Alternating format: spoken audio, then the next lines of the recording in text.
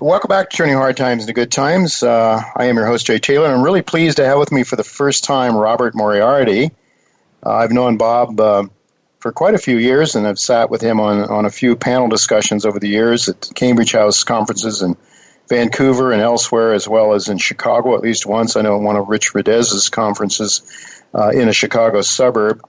Robert was born in New York in 1946. He began training as a military pilot in 1965 and became the youngest naval aviator during the Vietnam War in 1966. With 2 years in Vietnam and some 832 missions in combat, he left the Marine Corps in 1970. He worked in computers for a few years before beginning a second career as a ferry pilot, delivering small airplanes all over the world. He made over 240 ocean crossings, mostly in single-engine airplanes.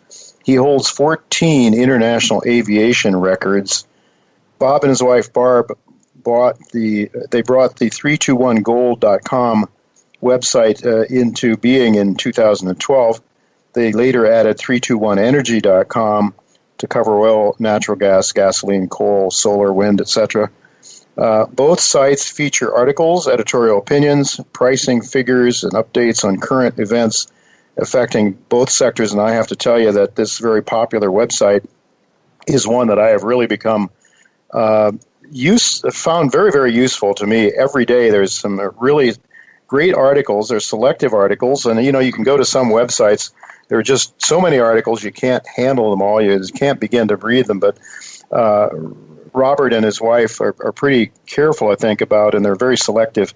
And it's a website that I think is, if you're following the gold, the precious metal sector, it's a must read, and also if you're in the energy sector, also very valuable. 321 Energy. Robert, thank you so much for joining me today. Well, it's a great pleasure, Jay. It's really good to have you with me, and I'm not sure why I haven't had you on before, but we're talking to you from southern France, where you've decided to make a home. I know that you lived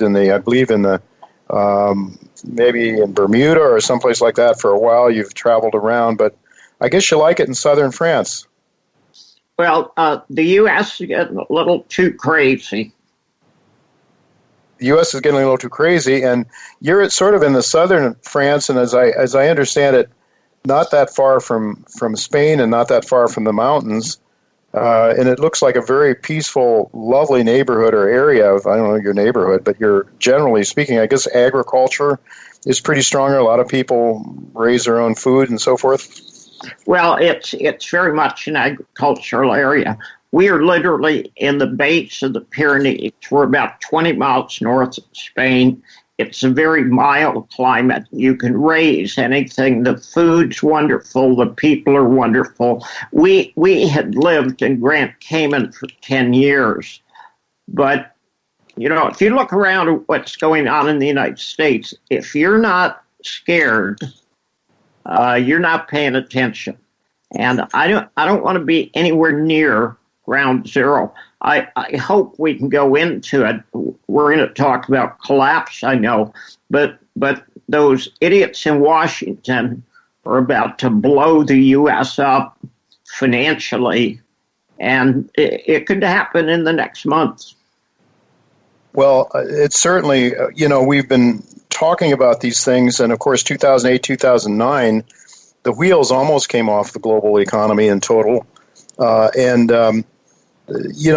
things haven't gotten better. That's the problem. The underlying problems have never been addressed. They've only been papered over with more debt-based money, as you and I know, and we talk about this sort of thing, of course, you talk about it frequently, and it seems as though if you say they're not paying attention, I think that is probably the case, Bob. I think for the most part, most Americans aren't paying attention, and they're not being told that there's anything very severe to worry about. So if you just rely on the mainstream media, certainly you're going to be told that things are, maybe they're not that great, but they're not that dire either. So there was an article that you brought to my attention, Bob.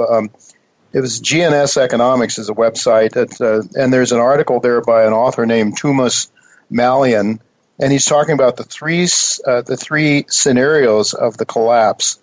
And he's suggesting essentially that there's no way out of this mess. He's saying that scenario one is a global depression. That's the worst of the two. Well, the third option is we get through it somehow, which he says isn't going to happen. And the second scenario is a systemic meltdown, which he says is even more precarious. And he's suggesting that that the credit expansion. Well, let's hear your comments on it. So we've had this buildup in credit and debt. Let's call it debt because debt is growing exponentially, and GDP almost anywhere you go is growing at best, if it's growing at all, in a linear fashion. You don't have to be a rocket scientist to realize that you can't continue living on like that forever. And yet, I don't hear anybody at the Federal Reserve talking about anything very urgent. What are your thoughts, and why do you think, would you agree with Thomas that in fact there is no way out of this mess? Yeah, I would. Okay. He talks about two primary scenarios, global depression and systemic meltdown. And actually, nobody understands what happened in 2008. The wheels did come off the system, period. It broke. The banks were insolvent. And since then, we've had this zombie banking system where the banks have done nothing but suck money from the Treasury and ultimately from taxpayers. But it's not a functional banking system. It is a dysfunctional banking system. And the debt has grown in a curvilinear fashion. Now, I'm actually working on a book talking about how to invest in resource stocks. And I make a very important point in the book. All debt gets paid. It gets paid either by the borrower or it gets paid by the lender. And all governments in the world are spending money like drunk sailors, pretending they don't have to pay the money. Well, they do have to pay the money. And what it really means is, and I believe the crash is going to be a systemic meltdown, it means people's pensions aren't going to get paid. It means there isn't going to be any money for Medicare or Medicaid. The government giveaway programs are cradle to death, taxation, and benefits in the EU. It all has to stop. And the strange thing is, all of these issues are interconnected. It's not as simple as the banks are screwed up and they're using fiat currency. The entire system is dysfunctional. And let's get into the yellow jackets. Yes. Because they actually demonstrate the problem. Now, here's what happened. On November 17th, a bunch of people put these yellow vests on. Every French vehicle is required to have safety vests. They're nothing but neon yellow vests. Mm-hmm. And they started protesting. There was no leadership. There were no specific demands other than they wanted a gas tax rescinded. Well, it grew totally out of control. It got bigger and bigger and bigger. And there's 80,000 people a week all over France protesting. And the interesting thing is that exactly the same time, there were protests in Taiwan, there were protests in Canada, there were protests in Spain, there were protests in Brussels, there were protests in Israel. Now, what does that suggest to you? If all of these people are protesting, why are they protesting? Yeah. Why are they protesting? I mean, initially it was supposed to be because of the gas tax, but it's bigger than that. I think it's bigger. It's bigger. Why are they protesting in Spain? Why are they protesting in Canada? Why are they protesting in Israel? What's going on that everybody's protesting?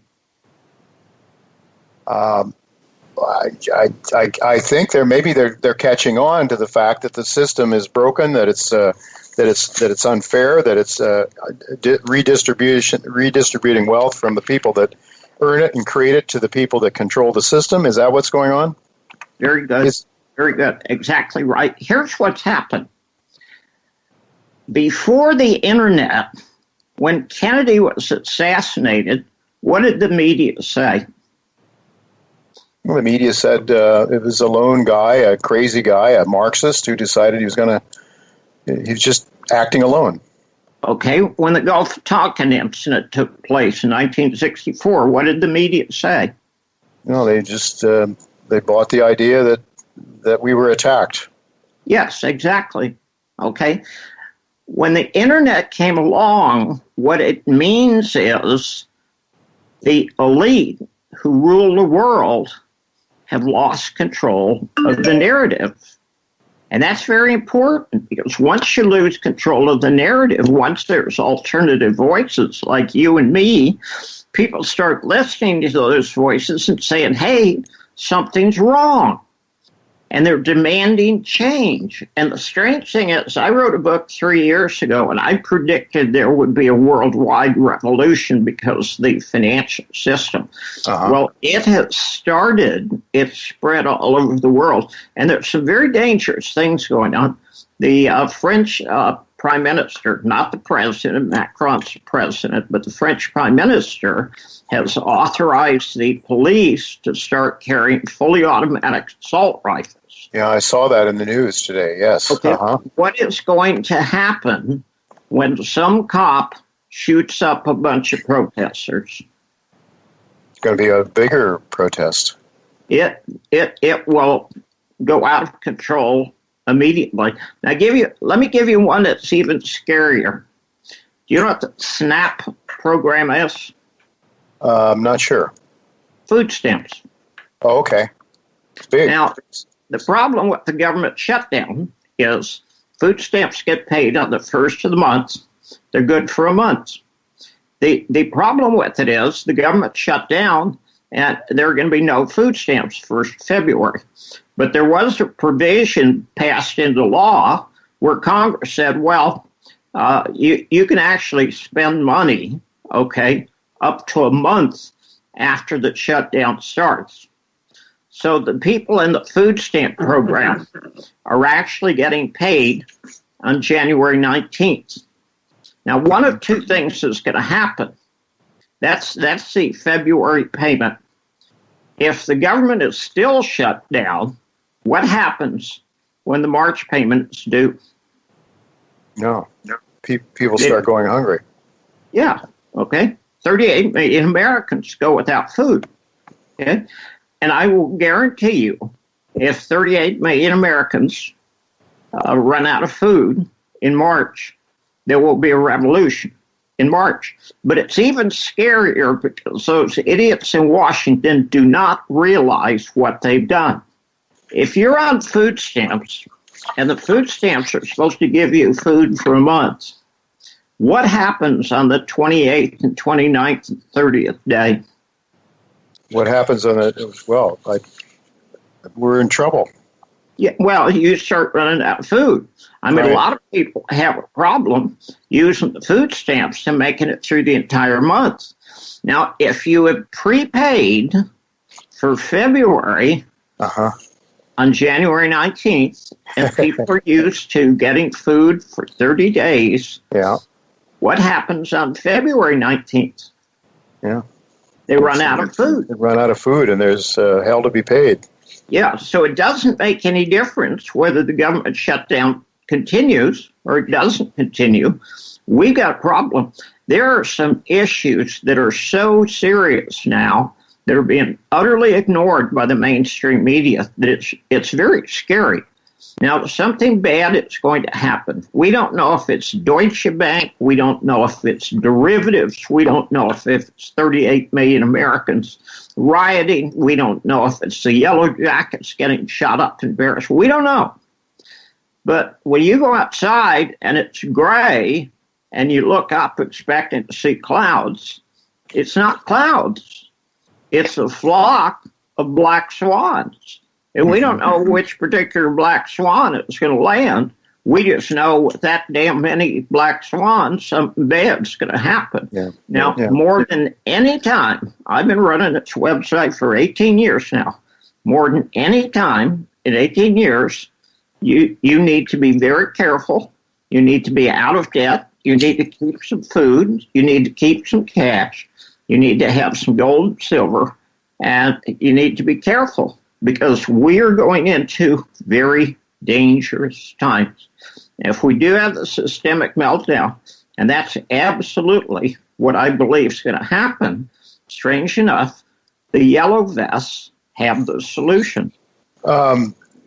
Yes, it is very disconcerting. I definitely agree with you that we're in trouble. The timing is hard to predict, but as you're suggesting, it may not be very far away. Let's. Do you think this is really related to a lot of the other things that's been going on? Then, of course, the Brexit, Donald Trump in the U.S. You've got movements in Germany, France. 100%. 100%. Yeah. Yeah. Here's what it is, Jay. It's control of the narrative. Yeah. Now, if you go back to when people had clans, okay, you had the guy running the clan, and then you had the prince, and then you had the king, and you had the pope, and you had to have some other group, and then eventually you had presidents, you had prime ministers. They controlled the narrative. Right. People believed what they were told because they didn't have any other information. But with the internet, people do have information. They can communicate worldwide. Now, I'll be real candid. I don't know how you and I are talking, and it doesn't cost any money. Mm-hmm. Now, I was a systems programmer, okay? I did that for 20 years. I was working for Ross Perot back in 1972, and I don't know how you and I are talking, and we're doing it for free. It's magic, okay? But it means that people can communicate with each other, and they can learn things. They don't have to listen to the media. Now, let's be candid. Trump looks like an idiot. Pelosi looks like an idiot. The Washington Post looks like a bunch of fools. The New York Times looks like it's run by clowns, okay? Theresa May just lost her vote. The UK is supposed to leave the EU on the 19th of March, and they just voted it down. Okay, there are problems in Germany, there's problems in Sweden, and it's all related, and it has to do with control of the narrative. The people are figuring out they've been lied to, they've been screwed. The 1%, the crony capitalists, are stealing from them, and they're angry. Mm-hmm. And that has to change. It's strange enough. Let's get to it. The yellow vests have a solution, and it's called the Citizens Incentive Referendum. And what they're saying is what we need to do is we need to do the same thing that Oregon does, and California does, and Italy does, and Switzerland does. We need to have the citizens sign petitions on the things that they want to vote on. Now, in 2016, somebody got 50,000 signatures in Switzerland on a guaranteed basic income. And the entire country of Switzerland voted on, do we want a guaranteed basic income where every Swiss citizen would be given 2,500 euros a month? And the strange thing is that the Swiss looked at it and said, well, somebody's got to pay for that. We don't want to do that. So 77% of the people voted the issue down. The way of getting control of government is to go back to direct democracy, where the small people, the little people, the people who are being stolen from and ignored, have a say in what goes on. And I believe that's going to happen. That is the solution. It seems to be happening as sort of a decentralization of government, I would say, and you can see the sort of the frazzling of this structure in the U.S. as well. Bob, we're almost out of time. My engineer is telling me we only have 3 minutes. We wanted to talk to you about Novo Resources, Irving Resources, and Miramont Resources. We don't have time for all of them. How about a comment or two with 2 minutes left on Novo? Okay, Novo is a unique deposit made up of 2 parts. There is the conglomerate gold story, which is a very unique project. There is nothing like it in the world. The gold is almost impossible to measure because it's nuggety. The other part of the picture is the alluvial golds at Egina Those are very easy to mine, very high grade, very low cost to mine. But the problem with Egina is it's both very hot and there's no water. So Quentin literally has spent years trying to figure out how do you sample gold that's impossible to measure, which is what they have in the conglomerate gold, and how do you produce gold, alluvial gold, in a dry environment. And he has solutions. There's going to be a lot of good news coming out of Novo. It is a great story, and I congratulate you for being early on and telling your readers. Well, early on, you were earlier than I, and Bob, I want to thank you so much for being with us today. We've got to do this more often because I think you have way too many things to tell our listeners that aren't being heard by them. And your books, too. I need to go back and review some of your books and look at some of those, and maybe we have you come on and talk about those. The one you just mentioned, you had written a couple of years ago, sounds like something that would really be of great interest to us. I see I've got a few seconds left. And with regard to Novo, is part of the solution here, do you think, Bob, is going to have to do with the separation technology that Quentin's been talking about? Yes, absolutely. The Tomra machines work. They are not suitable for the alluvials. However, they're highly suitable for the conglomerate gold, and they are a marvelous solution. But what you're telling me, and I know that you speak to Dr. Quentin frequently, that we're going to have some news out on this very soon. Yes. Wonderful. Thank you so much for your time, Bob. It's been a pleasure talking to you. I'm going to have you back on to talk about things more often. If you're willing to come on, I'd love to have you. Thank you so much for being with us today. Okay, did you really say I was opinionated? We like opinionated people. Otherwise, most people just go along with whatever they're supposed to think, and they don't think for themselves. So somebody said if everyone's thinking the same thing, nobody's thinking. So I think that's what's going on. Thank you so much for being with us today, and we do have to leave it go at that.